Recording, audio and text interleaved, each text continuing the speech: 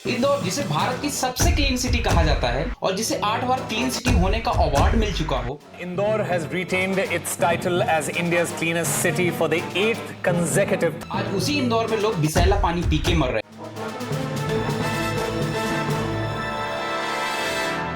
हर साल हर शहरों में हर लोगों के लिए खुशियां लेकर आता, मगर नए वर्ष में भारत के सबसे स्वच्छ शहर में लोग पानी पीकर मर रहे हैं। आज उसी शहर में 10 मासूमों की पानी पीने से जान चली गई, जिसे मां ने दूध में थोड़ा सा पानी मिलाकर पिलाया था और 24 घंटे में उल्टी दस्त होने के कारण उसकी भी जान चली गई। और 1400 से अधिक लोग बीमार हैं और 200 से ज्यादा लोग हॉस्पिटल में भर्ती हैं और 32 लोग आईसीयू में अपनी जिंदगी से लड़ रहे हैं। यह रिपोर्ट तो मीडिया के अनुसार है, लेकिन स्थायी लोगों का कहना है कि यह आंकड़ा बहुत कम है। इससे ज्यादा लोग बीमार हैं और इससे ज्यादा लोगों की मौत हो चुकी है। इंदौर का भागीरथपुरा, जहां पानी जीवन नहीं मौत बन गया, लोगों ने शिकायत की मगर नतीजा 15 लोगों की मौत। भागीरथपुरा में लगभग 15,000 लोग रहते हैं और यह घनी आबादी नगर निगम में सप्लाई होने वाले नर्मदा पानी पे डिपेंड करती है और यह आर्थिक रूप से कमजोर परिवार है। उन्होंने 2022 में ही पानी खराब आने की शिकायत की थी और नगर निगम में कई बार चक्कर भी लगाए कि हमारे यहाँ गंदा पानी आ रहा है। हमारी मजबूरी है कि इसको उबाल के हम पी रहे हैं। मेरी मम्मी आईसीयू में है।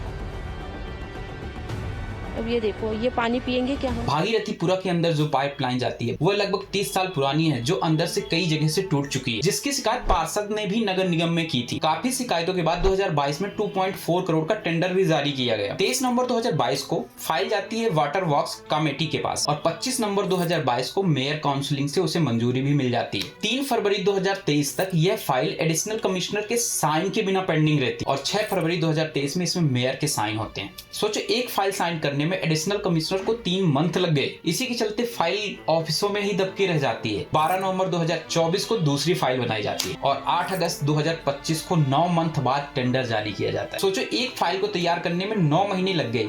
यही है हमारा विकसित भारत, जिसकी तुलना हम चाइना और यूके से करते हैं। 17 दिसंबर 2025 टेंडर खुलने की डेट थी, मगर टेंडर खुला ही नहीं और इन 3 सालों में लगातार भागीरथपुरा में गंदा पानी बहता रहा। केवल काम हो रहा था फाइलों में। 25 दिसंबर 2025 के दिन पानी बहुत ही ज्यादा गंदा आ रहा था, पर लोगों के पास कोई दूसरे पानी का ऑप्शन ही नहीं था। उन्हें मजबूरी में वही पानी पीना पड़ा, लेकिन नगर निगम ने फिर भी पानी की सप्लाई नहीं रोकी और वही गंदा पानी भागीरथीपुरा में बहता रहा और लोग उसी को यूज करते रहे। और 27 और 28 दिसंबर को पहली लहर आती, भागीरथीपुरा के कई लोग उल्टी दस्त से जूझने लगते हैं और यह संख्या 30 दिसंबर को तेजी से बढ़ जाती है और 10 से ज्यादा लोगों की मौत हो जाती है, जिसमें एक 6 महीने का बच्चा भी होता है। तब तक सरकार और सिस्टम दोनों सो रहे थे। दोनों के कान तक खबर ही नहीं पहुंच रही थी कि भागीरथीपुरा किस समस्या से जूझ रहा है। और जैसे ही 10 लोगों की मौत हुई, तब सिस्टम की आंख खुली और काम करना चालू किए और 30 तारीख को 8 महीने से पेंडिंग फाइल में साइन होते हैं। 31 तारीख को टेंडर खुलता भी है और 24 घंटे के अंदर काम चालू करने का आदेश भी जारी हो जाता है।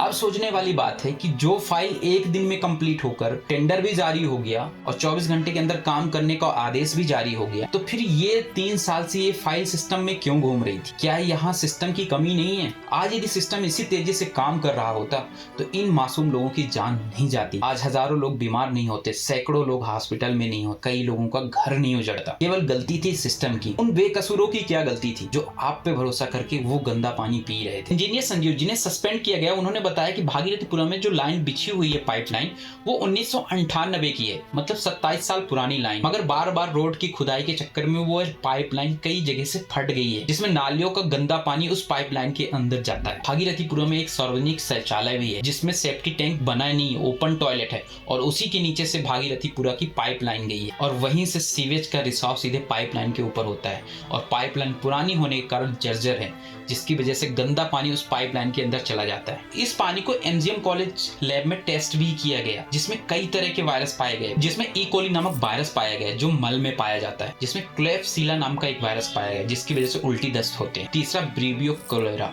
जिसकी वजह से हैजा होता है। चौथा सिंगेला, जिसकी वजह से पेचिस और खून के दस्त होते हैं। अब सोचो, इतने खतरनाक वायरस नॉर्मल पीने वाले पानी में जा रहे हैं, तो लोगों का बुरा हाल इसी वायरस के कारण हो। और 10 लोगों की मौत होने के बाद सरकार ने एक्शन लिया, नगर निगम कमिश्नर का ट्रांसफर कर दिया, एडिशनल कमिश्नर को सस्पेंड कर दिया और इंजीनियर संजीव श्रीवास्तव को भी सस्पेंड कर दिया। मगर सवाल ये उठता है कि क्या एक्शन की वजह से उन मासूम लोगों की जिंदगी वापस आ जाएगी? यदि यही अधिकारी सही ढंग से काम कर रहे होते, 2022 में ही पाइपलाइन चेंज हो जाना था, तो आज मासूमों की जान बच जाती। सबसे बड़ा सवाल ये कि एक्शन पहले क्यों नहीं होते? लोगों की मौत हो जाने के बाद ही क्यों एक्शन होते हैं? जब अधिकारी सही तरीके से काम नहीं करते तो उन पे एक्शन पहले ही लेना चाहिए था। 2022 से फाइल दफ्तरों के चक्कर काट रही थी, तब सिस्टम कहाँ था? तब सरकार कहाँ थी? तब सरकार ने क्यों नजर नहीं दिया? सबसे बड़ा सवाल ये उठता है। आम नागरिक की तो कोई नहीं सुनता, लेकिन बीजेपी के पार्षद ने 2023 में ही नगर निगम को कंप्लेन किया था कि भागीरथीपुरा की जो पाइपलाइन है वो 30 साल से ज्यादा पुरानी है और कई जगह से कट गई है, कई जगह से फट गई है, उसमें गंदा पानी आ रहा है और इसके लिए उन्होंने सीएम हेल्पलाइन में कंप्लेन भी की थी, मगर तब भी कोई कार्रवाई नहीं हुई। बस हुआ था टेंडर जारी और वो भी फाइलों में दबकर रह गया। जबकि 2019 में CAG भारत नियंत्रण महालेखाकार ने इंदौर की जो पानी की सप्लाई होती है उसमें कमियां बताई थी। उन्होंने बताया था कि पानी का कई जगह रिसाव हो रहा है और पाइपलाइन काफी कमजोर हैं और उन पाइपलाइनों की निगरानी सही तरीके से नहीं हो रही है और इंदौर में जो पानी सप्लाई होती है उसकी नीति भी खराब है। 2016-17 में प्रदूषण नियंत्रण बोर्ड ने भागीरथीपुरा के कई सारे पानी के सैंपल लिए थे। उन्होंने बताया था कि भागीरथीपुरा के पानी में ई कोली नामक वायरस पाया जाता है जो मल में पाया जाता है, लेकिन फिर भी उसमें कोई सुधार नहीं हुआ और आज उसका रिजल्ट निकल कर आ रहा है। आज उसकी लापरवाही साफ दिख रही है और पूरे भारत में इंदौर का नाम कलंकित कर रही है। लेकिन ये कहानी केवल इंदौर बस की नहीं, पूरे भारत की है। जब भारत का सबसे स्वच्छ शहर में पानी की ये हालत है तो बाकी शहरों की आप सोच ही सकते हो कि वहाँ क्या हालत होगी। कितने शहर, कितने इलाके भागीरथीपुरा जैसे समस्या से जूझ रहे होंगे, मगर उनकी आवाज सिस्टम के कानों तक नहीं पहुंच पा रही होगी। आवाज कब पहुंचेगी? जब 2-4 लोग, 10 लोगों की मौत होती है, तब सिस्टम के कान पे जू रेंगती है और तब उस पे एक्शन होते हैं। और ये आज का नहीं, पुराना ही नियम है, कभी भी एक्शन पहले नहीं होते। यदि पहले एक्शन हो जाए तो ये ऐसा काम ही ना, अधिकारी सही तरीके से काम करें। आपको क्या लगता है सरकार को इस संकट से निपटने के लिए आगे ऐसी कोई परिस्थितियां ना आए? पानी मनुष्य के जीवन के लिए सबसे कीमती चीज है। यदि पानी ही प्रदूषित मिलेगा तो वो कैसे सरवाइव कर पाएगा?